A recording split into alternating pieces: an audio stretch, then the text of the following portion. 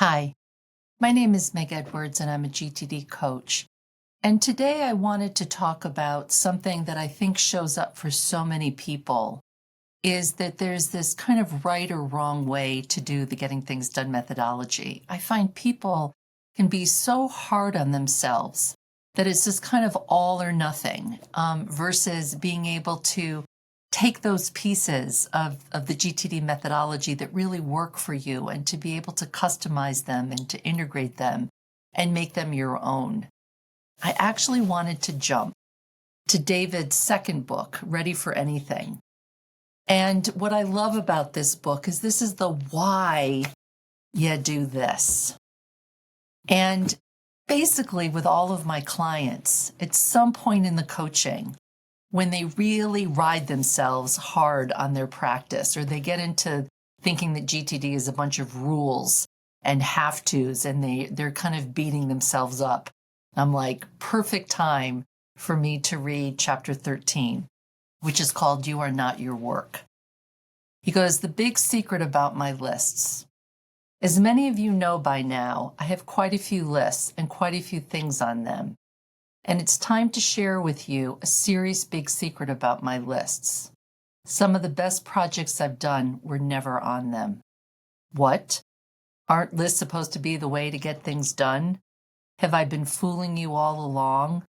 Have I duped you into believing that getting things out of your head, processing them into outcomes and actions, and writing the results into objective categories for consistent review is the way to get all of your stuff accomplished?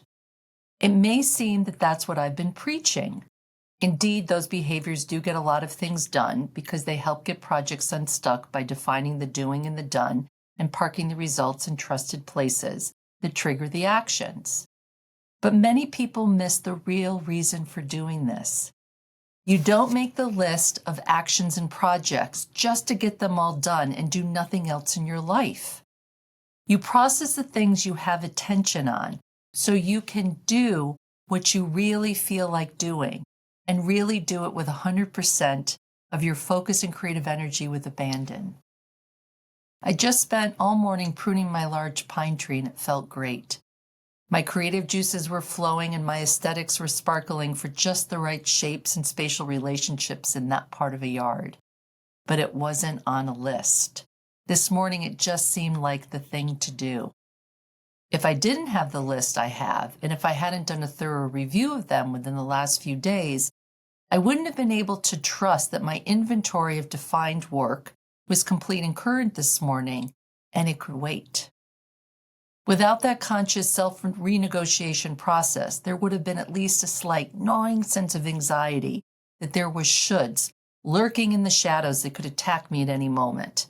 And what's the best temporary relief and false protection from the unseen and ugly shoulds? Get busy. Without my list, I probably still would have pruned my pine tree this morning, but for all the wrong reasons. And when I read this to my clients, I just go quiet and let it sink in about the value of why you want to have that trusted external system, that the Getting Things Done book, chapters 5, 6, 7, 8, and 9 is helping you capture, clarify, organize, reflect, and engage. Okay, it's helping you install and then implement this methodology so that you can really feel like you want to do with all, your full attention, and that there's going to be lots of things that never get put into your system, nor should it. And I think that people always feel like they're always tweaking it or they're always spending more time, that it's not complete. And I'm like, at some point, it's good enough. And to get off your back about it and say, you know what, I have enough in this system here. And I can look at that and evaluate that against everything that I'm going to be doing. I remember when I first got a copy of Ready for Anything and I got to chapter 13, and I'm like, oh, I feel better, because a lot of times I would get stuff done and it would never get into my systems. And I would think, what am I supposed to go back and make that project, even though I just finished it. And you don't have to. I remember personally, it was like this one beautiful, beautiful Maine summer day in July. And I was in here working. I wasn't with the David Allen Company at that point. I joined in 2001, but I was doing GTD under my own banner at that point. And I looked at everything and I said, you know what? This all can wait. I've done what I needed to do. I'm going to go sailing. And I remember getting on that sailboat. It was one of the first times where I could be really present and focused and not worrying like, oh, I shouldn't be doing this. I should be back in my office, building my business. And I'm like, no, I'm good to go there. I can actually unhook and just enjoy this beautiful afternoon. My daughter at that point, I think, was with my sister. And I didn't have to be mom. I didn't have to, run this, coaching business that I had. And I was like, I'm just going to enjoy this afternoon sailing. It's like this perfect, perfect day to go sailing.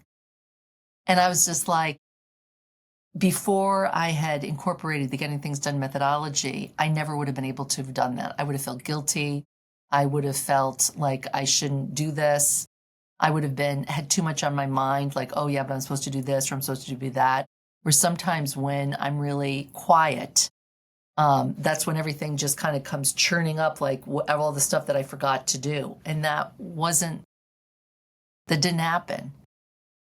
And I was like, so that's one of the major benefits of incorporating the methodology, and particularly doing the weekly review, is that it frees up the mind to sometimes, take something that just showed up, like that beautiful Maine summer day, and say, I'm going sailing. I had a client in Canada that I worked with who was a lawyer many, many, many years ago. I went out there and did in-person coaching with him. And he had his own law practice and probably was 20-something years in a law practice, and said that he had never taken any time off during the workday. And he emailed me after the 2 days of coaching, and he said, I went off and played golf on a Friday afternoon, which has been a goal of mine for a very long time, that I wanted to work a 4-day week and golf on Fridays. And he did, as well as saying that he was sleeping better, during the night. So, I wanted to give you a picture on the other side of, why people take time for the operational side of getting Things Done methodology fully installed, because what's on the other side of it is pretty cool. It doesn't mean people don't have these experiences all the time. People go off and do things, but not necessarily in a consistent way. So now what I'm going to be doing is, with that in mind, the real reason for doing this is now I'm going to be going in and diving into what I think are just some really wonderful gems in the Getting Things Done book, 2015 edition. Please, as always, leave any comments, any questions. Be happy to answer them. Always appreciate it. For more GTD resources, please visit gettingthingsdone.com and David Allen's YouTube channel. For more information on GTD coaching, please email us at info@gtdfocus.com or visit our website at gtdfocus.com.